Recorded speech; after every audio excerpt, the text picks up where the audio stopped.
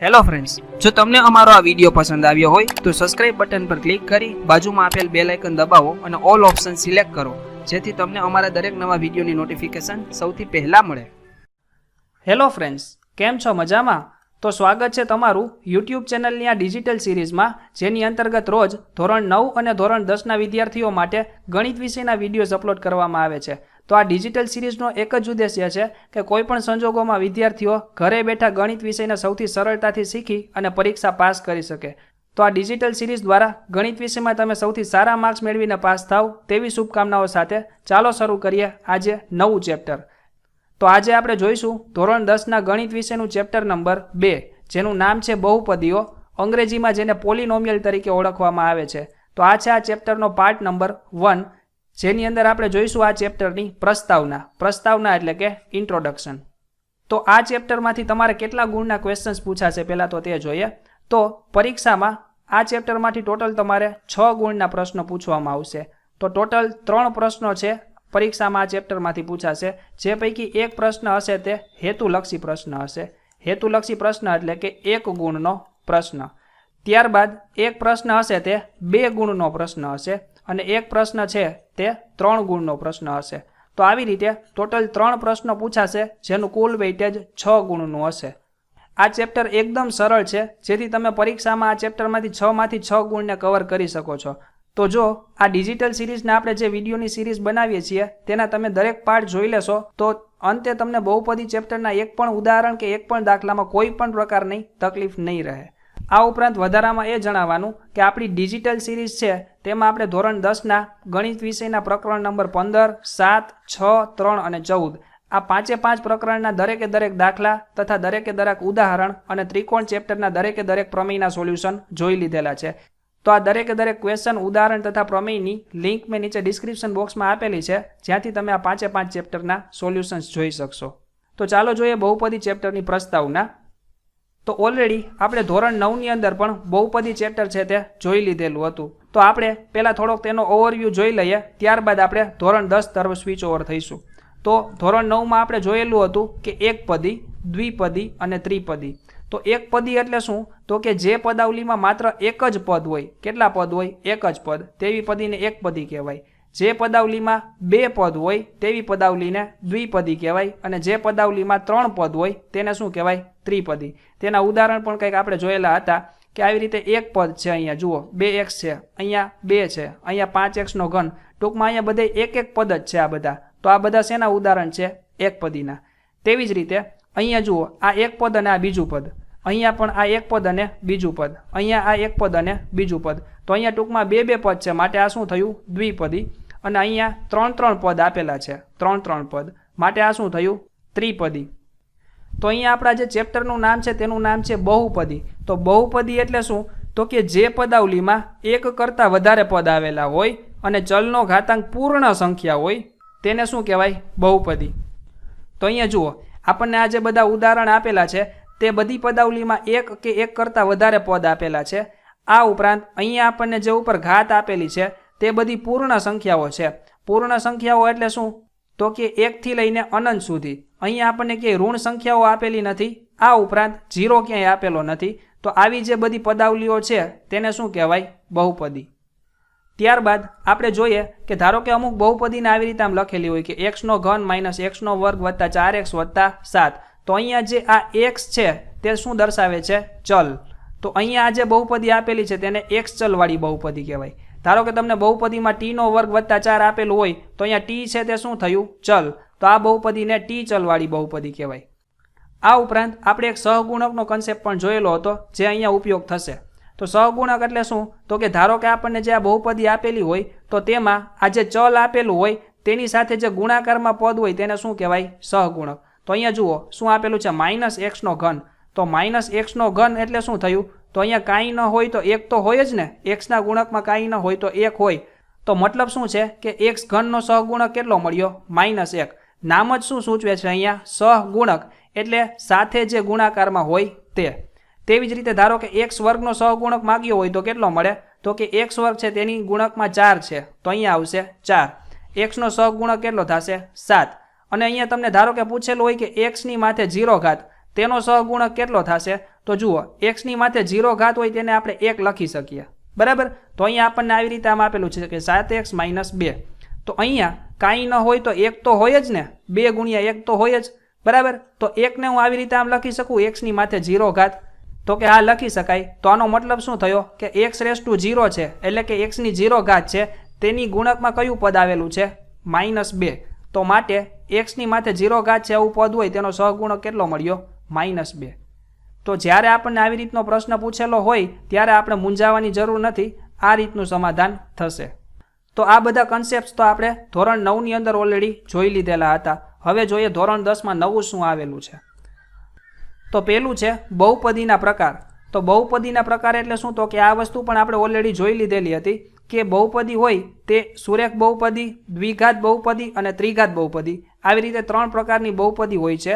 જે પૈકી સુરેખ બહુપદીને એક ઘાત બહુપદી પણ કહે છે, બરાબર. તો જે બહુપદીની ઘાત 1 હોય તેને શું કહેવાય? એક ઘાત બહુપદી. જે બહુપદીની ઘાત 2 હોય તેવી બહુપદીને શું કહેવાય? દ્વિઘાત બહુપદી. અને જે બહુપદીની ઘાત 3 હોય તેને શું કહેવાય? ત્રિઘાત બહુપદી.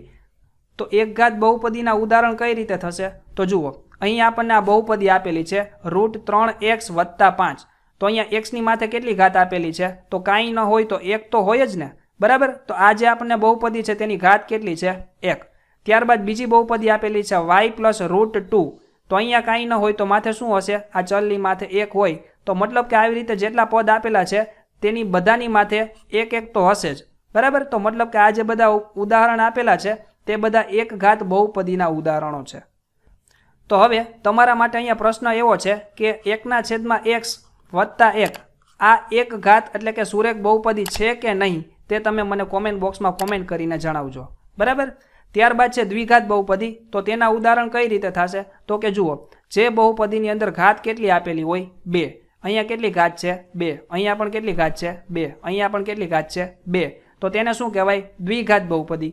તો અહીંયા આપણને પ્રશ્ન એવો થશે કે અહીંયા 2 ઘાત છે તો અહીંયા 1 પણ છે જ ને, તો આને એક ઘાત બહુપદી ન કહેવાય? તો કે ના, એવું ન થાય. શા માટે? તો કે બહુપદીની ઘાત એટલે શું થશે? તો કે જ્યારે આ જે બહુપદી આપેલી હોય તેને તમે પ્રમાણિત સ્વરૂપમાં લખો.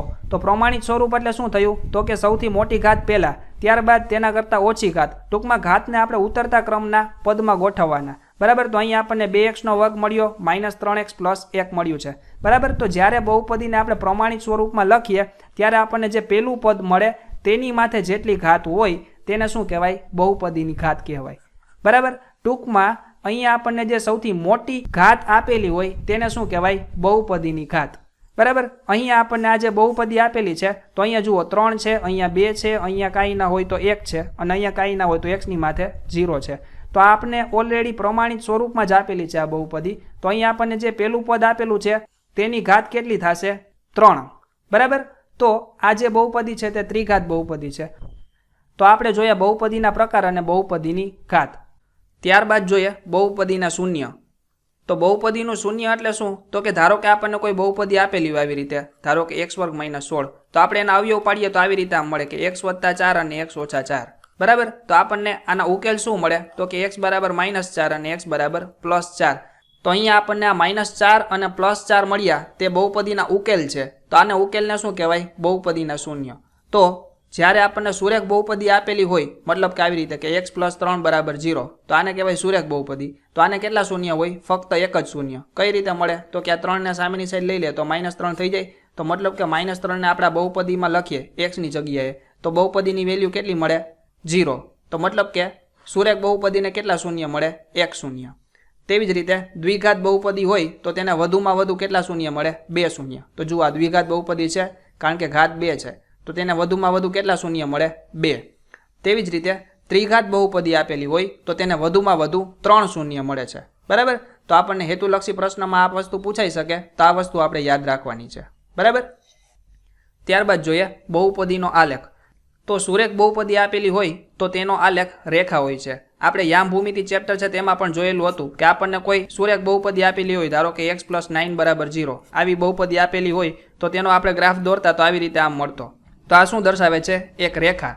તો મતલબ કે સુરેખ બહુપદીનો આલેખ કેવો મળે? રેખા. ત્યારબાદ દ્વિઘાત બહુપદી માટે જોઈએ તો દ્વિઘાત બહુપદીનો આકાર પરવલયાકાર મળે છે. તો પરવલયાકાર એટલે શું? તો કે આવી રીતે કે એક આવી રીતે વક્ર હોય જે એક બાજુ આવી રીતે ખુલ્લો હોય, તો ટૂંકમાં આ છે તેને પરવલય કહેવાય, આવી રીતે મળે તેને પણ શું કહેવાય? પરવલય. તો અહીંયા આપણે લખેલું છે કે જ્યારે a ગ્રેટર ધેન 0 હોય ત્યારે પરવલય છે તે ઉપરની તરફ ખુલ્લો મળે છે. મતલબ કે આપણને દ્વિઘાત બહુપદીનું આપણે જનરલ સ્વરૂપ લખીએ તો આવી રીતે આમ થાય ax વર્ગ વત્તા bx પ્લસ c બરાબર 0. તો જ્યારે અહીંયા આ a ની વેલ્યુ હોય તે 0 કરતાં વધારે, એટલે કે આ a ની વેલ્યુ આપણને ધન સંખ્યા આપેલી હોય, તો આપણને જે ગ્રાફ છે તે પરવલયાકાર મળે અને તે કેવો હોય? ખુલ્લો. પણ કઈ બાજુ? ઉપરની તરફ ખુલ્લો હોય. બરાબર. અને જ્યારે આ a ની વેલ્યુ આપણને નેગેટિવ આપેલી હોય, એટલે કે ઋણ સંખ્યા આપેલી હોય, ત્યારે તેનો આકાર છે તે પરવલયાકાર મળે છે, પરંતુ નીચેની તરફ ખુલ્લો મળે છે. બરાબર. તો એવું જરૂરી નથી કે અહીંયા જ આવી રીતે હોય ને અહીંયા જ આવી રીતે હોય. તમને અહીંયા જેવી રીતે બહુપદી આપેલી હોય તેને અકોર્ડિંગ તમને આવી રીતે આમ પણ ગ્રાફ મળે, અહીંયા પણ મળે, અહીંયા પણ આવી રીતે આમ મળે, અહીંયા પણ મળે, અહીંયા પણ મળે, કોઈ પણ જગ્યાએ મળે છે. પરંતુ આવો ગ્રાફ ક્યારે મળે આપણને? તો કે જ્યારે a ની વેલ્યુ ધન સંખ્યા હોય ત્યારે. આનાથી ઉલટી કન્ડિશન કે જ્યારે આપણને a ની નેગેટિવ સંખ્યા આપેલી હોય તો અહીંયા પણ ગ્રાફ મળી શકે, અહીંયા પણ આવી રીતે મળે, અહીંયા પણ મળે, અહીંયા પણ મળે, આવી રીતે. તો કોઈ પણ જગ્યાએ ગ્રાફ મળી શકે છે. બરાબર. તો આવી રીતે દ્વિઘાત બહુપદીનો આકાર આપણને પરવલય આકાર મળે છે. બરાબર. આને શું કહેવાય? પરવલય. ત્યારબાદ જોઈએ બહુપદીના શૂન્યો અને સહગુણક વચ્ચેનો સંબંધ. તો બહુપદીના શૂન્યો એટલે શું તે હમણાં આપણે જોયું કે જે આપણને ઉકેલ મળતા હોય તે, અને સહગુણક એટલે શું તો કે આપણને જે ચલ આપેલો હોય તેની આગળ જે ગુણકમાં સંખ્યા હોય તે. તો આ બંને વચ્ચેનો સંબંધ કેવો હોય? તો પહેલા આપણે દ્વિઘાત બહુપદી માટે જોઈએ અને ત્યારબાદ ત્રિઘાત બહુપદી માટે જોઈએ. તો દ્વિઘાત બહુપદી હોય તેનું જનરલ સ્વરૂપ આપણે આવી રીતે આમ લખી શકીએ, પ્રમાણિત સ્વરૂપ. બરાબર. આનું આપણે ઉદાહરણ લઈએ તો આવી રીતે આમ મળે કે x વર્ગ વત્તા 7x વત્તા 10. બરાબર. જ્યાં a ની વેલ્યુ કેટલી મળે છે અહીંયા? તો અહીંયા કાંઈ ના હોય તો 1 હોય, તો મતલબ કે a ની વેલ્યુ કેટલી છે? 1. a બરાબર 1. b ની વેલ્યુ કેટલી છે? તો અહીંયા b બરાબર કેટલા મળે? 7. અને c ની વેલ્યુ કેટલી મળે? 10. આવી રીતે. બરાબર. તો આ આપણને એક પ્રમાણિત સ્વરૂપ છે, જનરલ સ્વરૂપ. આ આપણે ઉદાહરણ સ્વરૂપે લખ્યું. બરાબર. તો હવે આપણને જે આ બહુપદી આપેલી છે તેના આપણને જે શૂન્યો મળે છે, એટલે કે અહીંયા જો આપણે તેના અવયવ પાડીએ તો આના ઉકેલ શું મળે? x બરાબર -2 અને x બરાબર -5. બરાબર. તો આ શું મળીએ આપણને? આ શૂન્ય. તો મારે આ જે બહુપદી આપેલી છે તેના શૂન્યનો સરવાળો કરવો હોય તો આવી રીતનું કંઈક સૂત્ર થશે કે બહુપદીના શૂન્યનો સરવાળો બરાબર આલ્ફા પ્લસ બીટા. તો આલ્ફા એટલે આને આપણે કહીએ આલ્ફા, પહેલો ઉકેલ છે તેને, અને બીજાને કહીએ બીટા. તો શૂન્યનો સરવાળો કેટલો મળે? તો કે -b/a. એટલે કે આ જે x નો સહગુણક છે તેની આગળ માઇનસ અને છેદમાં x વર્ગનો સહગુણક. તો કહેવાનો મતલબ એવો થાય છે કે જો તમને એવું કહ્યું હોય કે આ બહુપદી છે અને તેના શૂન્ય મળે તેનો સરવાળો મેળવો, તો આપણે તેના ઉકેલ મેળવવાની જરૂર નથી. ડાયરેક્ટલી તેના સહગુણક ઉપરથી આપણે કહી શકીએ કે તેના શૂન્યનો સરવાળો આટલો થશે. કઈ રીતે થશે? તો લખવાનું -b/a લખો એટલે તેના જે શૂન્ય મળે તેના સરવાળા બરાબર જ જવાબ મળે. તો એ વસ્તુ આપણે વેરીફાઈ કરીને ચેક કરી લઈએ. તો જુઓ અહીંયા આપણને બે ઉકેલ મળીએ, -2 અને -5. તો આનો સરવાળો કરીએ આપણે તો કેટલા મળે આપણને? તો અહીંયા -2 વત્તે ઓછા અને 5, તો કેટલા મળીએ આપણને? -7. બરાબર. હવે આપણે ચેક કરીએ કે જો આ -b/a લખીએ તો -7 આવે છે કે નહીં. તો જુઓ b ની વેલ્યુ કેટલી છે આ ઉદાહરણની અંદર? તો આપણે જોયેલી b ની વેલ્યુ છે 7, તો આપણે લખીએ 7 અને આગળ શું લખવાના છે? માઇનસ. તો અહીંયા લખીએ માઇનસ. છેદમાં a ની વેલ્યુ કેટલી છે? 1, તો 1. તો -7 ના છેદમાં 1 લખીએ કે -7 લખીએ, બે સરખું જ થયું. તો જુઓ આ વેલ્યુ અને આ વેલ્યુ સમાન મળી આપણને? તો કે હા મળી. તો જ્યારે આપણને એવું કહ્યું હોય કે બહુપદીના શૂન્યોનો સરવાળો મેળવો, તો આપણે તેના ઉકેલ મેળવવાની જરૂર નથી. ડાયરેક્ટલી આપણને જે આગળ સહગુણકો આપેલા હોય તેને આવી રીતના લખીએ કે -b/a ના સ્વરૂપમાં, તો આપણને તેના શૂન્યનો સરવાળો મળી જશે. બરાબર. તેવી જ રીતે ધારો કે તમને એમ કહ્યું હોય કે શૂન્યનો ગુણાકાર મેળવો, તો તેના માટેનું સૂત્ર છે આલ્ફા ઇન્ટુ બીટા બરાબર c/a. તો c એટલે શું થશે? તો કે આ અચળ પદ અને તેના છેદમાં a એટલે આ જે x વર્ગ છે તેનો સહગુણક. બરાબર. તો અગેન શૂન્યનો ગુણાકાર મેળવવાનું તમને કહ્યું હોય ત્યારે તમારે ઉકેલ મેળવવાની જરૂર નથી. ડાયરેક્ટલી તમે સહગુણક ઉપરથી તેનો ઉકેલ કહી શકો છો. એક વખત આ પણ વસ્તુ આપણે વેરીફાઈ કરી લઈએ. તો જુઓ આલ્ફા અને બીટાનો ગુણાકાર કેટલો થાય? તો અહીંયા -2 અને -5 નો ગુણાકાર કેટલા થાય? તો ઓછે વત્તા 5 દુ 10. બરાબર.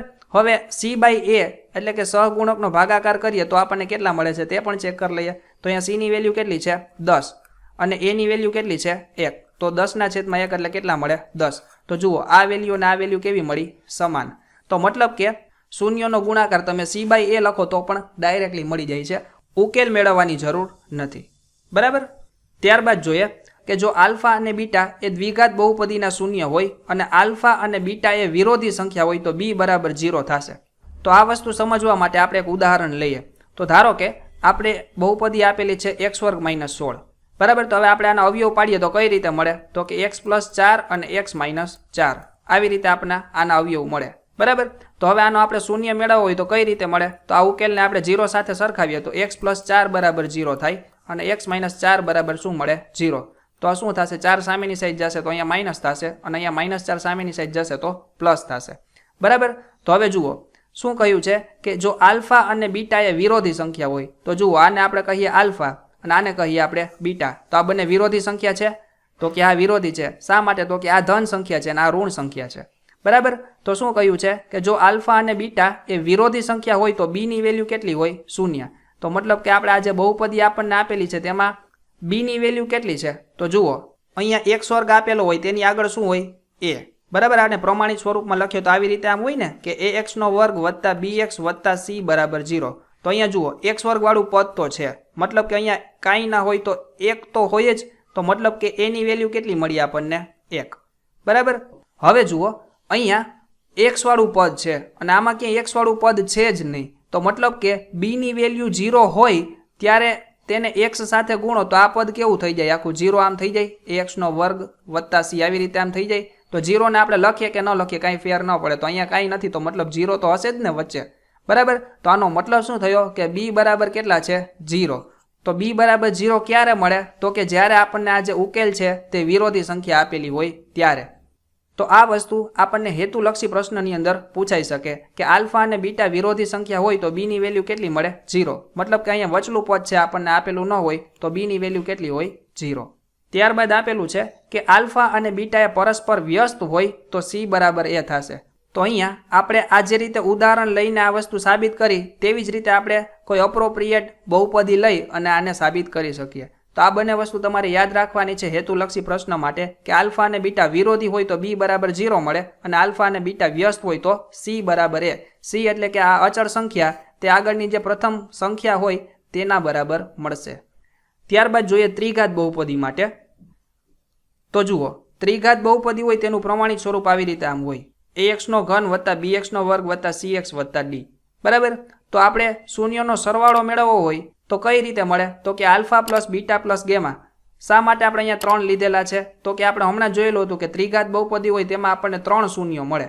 મતલબ કે એક આલ્ફા મળે, એક બીટા મળે અને એક ગેમા મળે. બરાબર. તો આપણે આ ત્રણેયનો સરવાળો કરીએ તો આપણને -b/a એટલે કે x વર્ગનો સહગુણક હોય, આ x વર્ગનો સહગુણક તેની આગળ માઇનસ લખી નાખીએ અને છેદમાં x³ નો સહગુણક હોય તેના બરાબર આપણને આખી કિંમત મળે. બબ્બે શૂન્યો હોય તેના ગુણાકારનો સરવાળો. એટલે જુઓ આ બંને શૂન્ય છે તેનો ગુણાકાર કર્યો, અહીંયા પણ આ બે શૂન્ય છે તેનો ગુણાકાર કર્યો અને અહીંયા પણ આ બંને શૂન્ય છે તેનો ગુણાકાર કર્યો અને તેનો શું કર્યો? સરવાળો.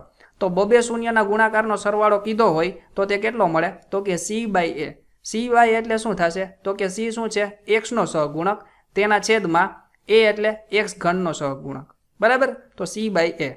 તેવી જ રીતે શૂન્યનો ગુણાકાર કેટલો મળે? તો કે -d/a. તો -d એટલે શું? તો કે આ અચળ પદ આપેલું હોય તેની આગળ માઇનસ લખી નાખવાના તેના છેદમાં x³ નો સહગુણક. a એટલે શું થશે? x³ નો સહગુણક. તો આ ત્રણેય સૂત્ર તમારે યાદ રાખવાના છે. આ ઉપરાંતના દ્વિઘાત બહુપદી માટેના પણ શૂન્યનો સરવાળો અને શૂન્યના ગુણાકારના સૂત્ર યાદ રાખવાના છે. ત્યારબાદ જોઈએ બહુપદી માટે ભાગ પ્રવિધિ. તો બહુપદી માટે ભાગ પ્રવિધિ એટલે શું? તો કે આપણે બહુપદીનો ભાગાકાર કરવો હોય તો આપણે કઈ રીતે કરી શકીએ તે. તો આપણે સામાન્ય રીતે કોઈ અંકોનો ભાગાકાર કરવો હોય તો આપણે આવી રીતે આમ કરીએ છીએ કે ધારો કે અહીંયા 10 હોય અને તેને ભાગી આપણે 7 કરીએ તો શું થાય? 7 × 7 અને અહીંયા 10 માંથી 7 બાદ કરીએ તો કેટલા મળે? 3. તો અહીંયા 10 ને શું કહેવાય? ભાજ્ય. અને અહીંયા 7 ને શું કહેવાય? ભાજક. આ શું? ભાગે છે માટે ભાજક. અહીંયા 1 છે તેને શું કહેવાય? ભાગફળ. અને અહીંયા છેલ્લે 3 જે વધે છે તેને શું કહેવાય? શેષ. બરાબર. તો આપણે જેવી રીતે અંકોનો ભાગાકાર કરીએ છીએ તેવી જ રીતે આપણે બહુપદીનો ભાગાકાર કરવાનો છે. તો તેના માટેનું સૂત્ર કંઈક આવું છે: p(x) = g(x) * q(x) + r(x). તો આ બધી વસ્તુ આપણને શું સૂચવે છે? તો પી ઓફ એક્સ એટલે ભાજ્ય બહુપદી, જી ઓફ એક્સ એટલે ભાજક બહુપદી, ક્યુ ઓફ એક્સ એટલે ભાગફળ બહુપદી અને આર ઓફ એક્સ એટલે શેષ બહુપદી. તો આ દરેક વસ્તુને આપણે આની સાથે સરખાવીએ તો જુઓ, ભાજ્ય એટલે પી ઓફ એક્સ બરાબર, તો 10 બરાબર શું થશે? તો કે ભાજક બહુપદી જી ઓફ એક્સ અને ભાગફળ બહુપદી ક્યુ ઓફ એક્સ તેનો ગુણાકાર. તો આપણે અહીંયા ભાજક અને ભાગફળ આ બંનેનો ગુણાકાર કરીએ તો કેટલો થાય? 7 ગુણ્યા 1 એટલે કેટલા મળે? અહીંયા 7 વત્તા શું આપેલું છે? આર ઓફ એક્સ એટલે શું થશે? શેષ બહુપદી. તો શેષ કેટલી છે? 3, તો +3 તો થઈ ગયા 10. તો અહીંયા 10 છે ને અહીંયા કેટલા છે? 10 બરાબર 10. તો આપણે ભાજક અને ભાગફળનો ગુણાકાર કરીને તેમાં શેષ ઉમેરીએ તો શું મળે આપણને? ભાજ્ય. તો આવી જ રીતે આ સૂત્રનો આપણે અહીંયા ઉપયોગ કરવાનો છે. તો આ હતી બહુપદી ચેપ્ટરની થિયરી, જેને આધારે આ ચેપ્ટરના તમે દરેક દાખલાઓ ગણી શકશો. તો આશા છે કે આ દરેક વસ્તુ તમને સમજાઈ ગઈ હશે. તો આવી જ રીતે દરેક પ્રકારના દાખલાનું ડિજિટલી સોલ્યુશન મેળવવા માટે જરૂરથી સબસ્ક્રાઇબ કરો આ યુટ્યુબ ચેનલને, જેથી દરેક નવા વિડીયોની નોટિફિકેશન તમારા સુધી સૌથી પહેલાં પહોંચશે. Thank you.